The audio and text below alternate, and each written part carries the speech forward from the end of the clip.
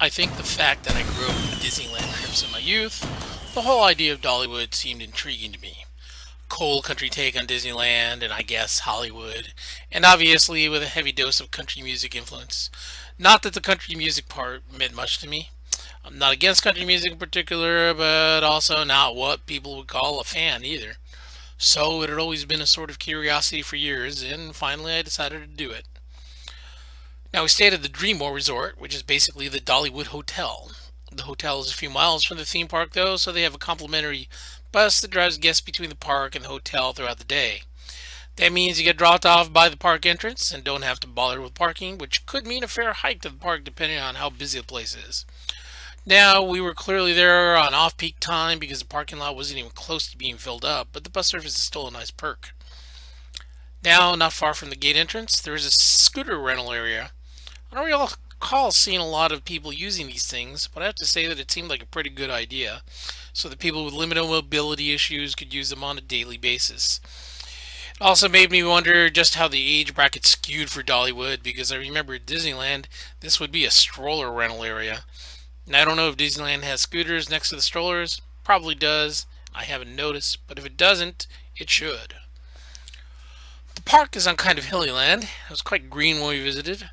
They have an eagle sanctuary there where they tend to injure eagles that aren't able to survive in the wild and rehab others that they can release.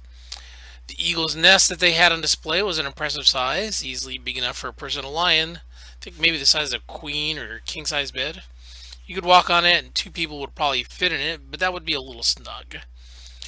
They had a bird show with a variety of trained birds doing little tricks.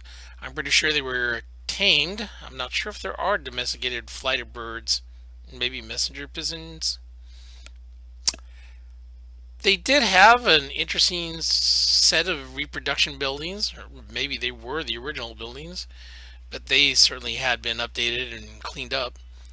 The grist mill was cool. They had a bakery that had cinnamon bread, which I tried and it was pretty good.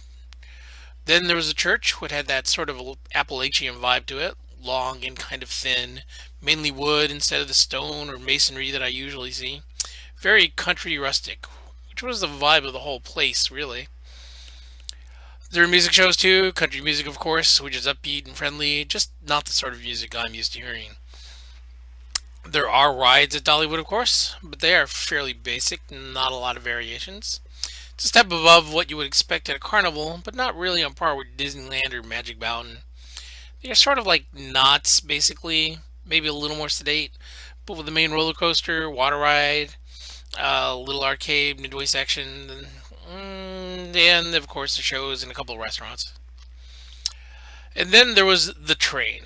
I don't know how original it was, but I hope it was pretty close to the original coal-fired train. The thing put out sooty smoke, a plume of it that trailed into the sky, and it left you covered with little particles of sooty coal. Riding the train once was reminiscent of going to a sandy beach on a windy day. Little particles in your hair, on your clothes, and on your skin. All different levels of sensitivity, but I was surprised that people working the train didn't have little masks to filter the soot. There might be some sort of clean coal technology out there, but that train clearly wasn't using it. Now, we were there in September, but they had a lot of Halloween decorations set up and they were putting up more. They didn't have Halloween shows set up, but it was clear that they were gearing up for it, and some of the displays were pretty neat.